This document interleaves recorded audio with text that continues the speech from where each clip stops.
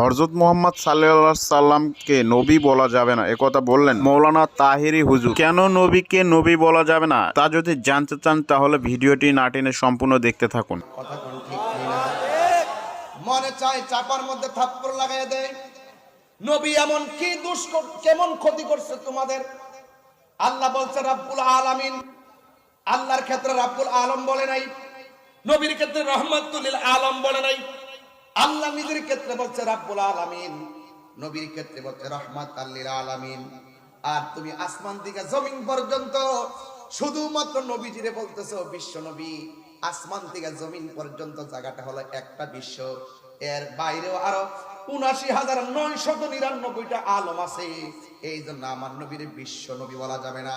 আমার নবী হলো কুল কায়নাতের নবী। কথা বলেন। এই নবীর সম্মান বাড়াইছে কে? আল্লাহ। আল্লাহ বলছেন, আল্লাহ রাব্বুল আলামিন বলেন, হে বন্ধু, আমার নবী চাদর পরে বসে আছে। আমার নবী বলছে ইয়া আইয়ুহাল মুদ্দাসসির, ও চাদরওয়ালা। আমার নবী কম্বল পরে বসে আছে। আমার আল্লাহ বলেন ইয়া আইয়ুহাল মুজাম্মিল, ও কম্বলওয়ালা। এই জন্য আমার আল্লাহ নবীরে কোরআনে কোথাও ইয়া মুহাম্মদ করে ডাক দেয় নাই। আর আমার দেশের কিছু কিছু জাহেলে মুরাক্কাব নায়েবে শয়তান আছে, যারা আমার নবীজিকে নিজেরা একজন আরেকজনকে যেমন করে ডাক দেয়, তারাও আমার নবীর সঙ্গে এমন ব্যবহার করে আসে না নাই? এই জন্য শানের রিসালাতের আলোচনা বুঝতে হলে আগে নিজের ফাউন্ডেশন ঠিক করা লাগবে। আমি কেমনে নবীকে ধ্যান করব? খেয়ালে মদিনা। সুবহানাল্লাহ বলেন না কেন? খেয়ালে মদিনা, আরো বড় ধ্যানে মদিনা, শয়নে মদিনা, স্বপনে মদিনা, কবরে মদিনা, হাসরে মদিনা। এই মদিনার দাম বাড়ছে আমার নবীর কারণে। কথা বলেন ঠিক কিনা? সোনার মদিনা দূরে কিন্তু মদিনা বালা। সইতেছেন নাকি আমার প্রতি? কিন্তু মদিনা বালা তোরে আমার অন্তর জোরে মদিনায় আছে রে, অন্তর জোরে মদিনায় আছে রে। ওই মদিনা কেমনে যাব মনে মানে না রে, ঠিক না?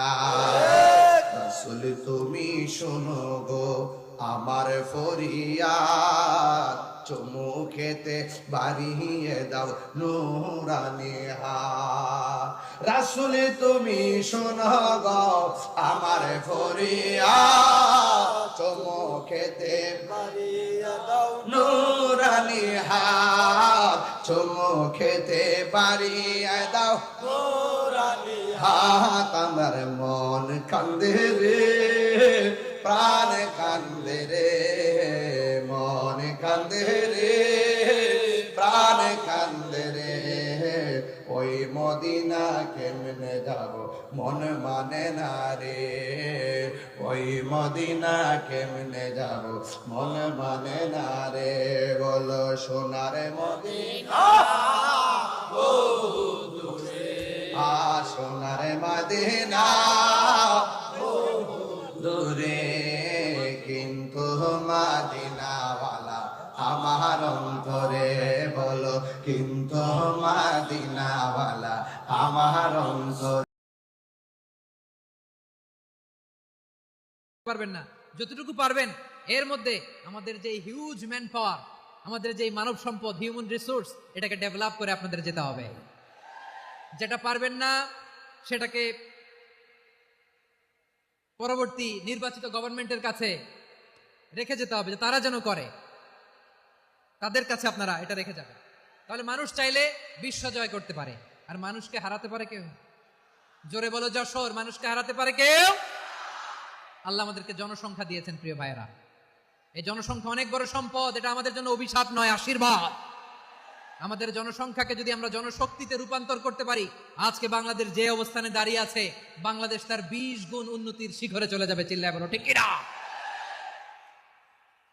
আমাদের শ্রমিক ভাইয়েরা বাইরে কাজ করে, আমাদের শ্রমজীবী ভাইয়েরা, প্রবাসীরা, তাদের ব্যাপারে গুরুত্ব দিতে হবে।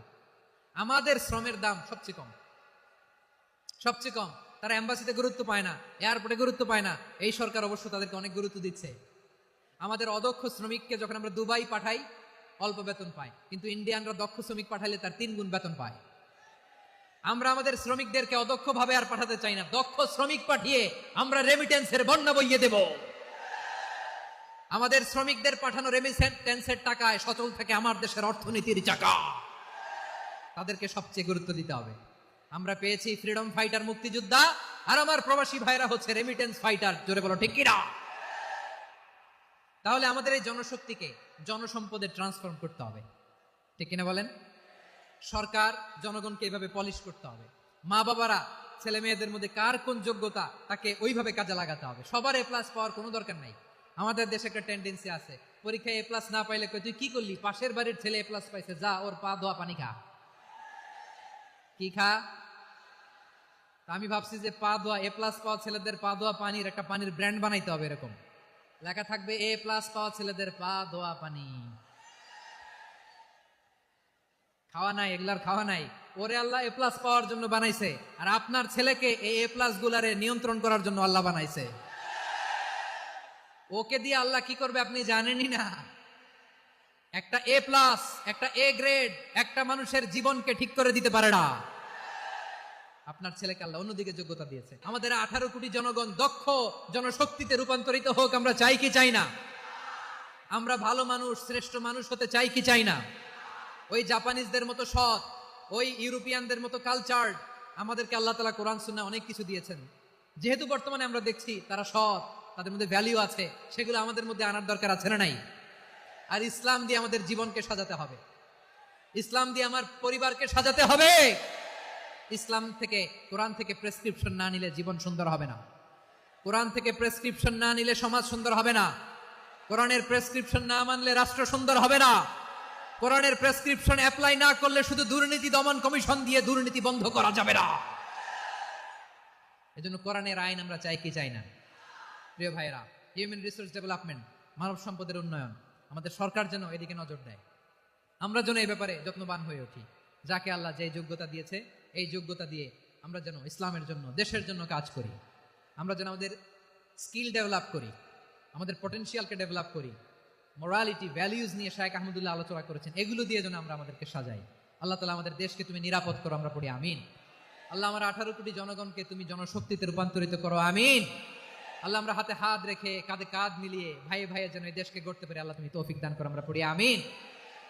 আমার প্রিয় মহিউদ্দিন ভাই বলেছেন, হুজুর এমন একটা ঘোষণাপত্র দিয়ে যাবেন আজকের এই ঐতিহাসিক যশোরের প্রোগ্রামে, যেটা গোটা বাংলাদেশে মানুষ এটার উপর আমল করে।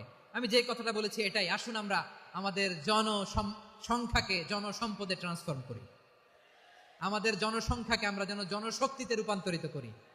জনসংখ্যাকে ট্রান্সফর্ম করে জনশক্তি দিয়ে আমরা যেন আগামীর বাংলাদেশ, স্বাধীন বাংলাদেশ 2.0 কে গড়ে তুলি। আল্লাহ তাআলা আমাদের সবাইকে কথাগুলো বোঝার, আমল করার তৌফিক দান করুন। রুফাইদা আল আসলামিয়া রাদিয়াল্লাহু তাআলা আনহা, ওনার বাবার নাম সাআদ আল আসলামি। বিশ্বনবী কি খেয়াল করলেন দেখেন, সাআদ ছিল মদিনার বড় ডাক্তার। এই নারী সাহাবী রুফাইদা বাবার কাছ থেকে চিকিৎসা বিদ্যা শিখেছেন। যখন শিখছে, বিশ্বনবী দেখলেন আমার তো প্রতি সপ্তাহে সপ্তাহে যুদ্ধে আহত সাহাবীদের সেবা দিবে কে? বিশ্বনবী রুফাইদাকে বললেন, রুফাইদা তুমি মসজিদে নববীর পাশে একটা মেডিকেল ক্যাম্প করো।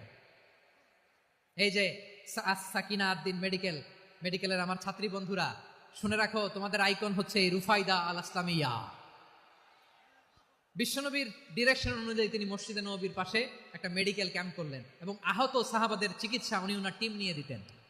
বিশ্বনবীর পরামর্শে উনি আনসারি এবং মুহাজির মহিলা সাহাবীদেরকে নিয়ে একটা স্পেশাল মেডিকেল টিম গঠন করলেন।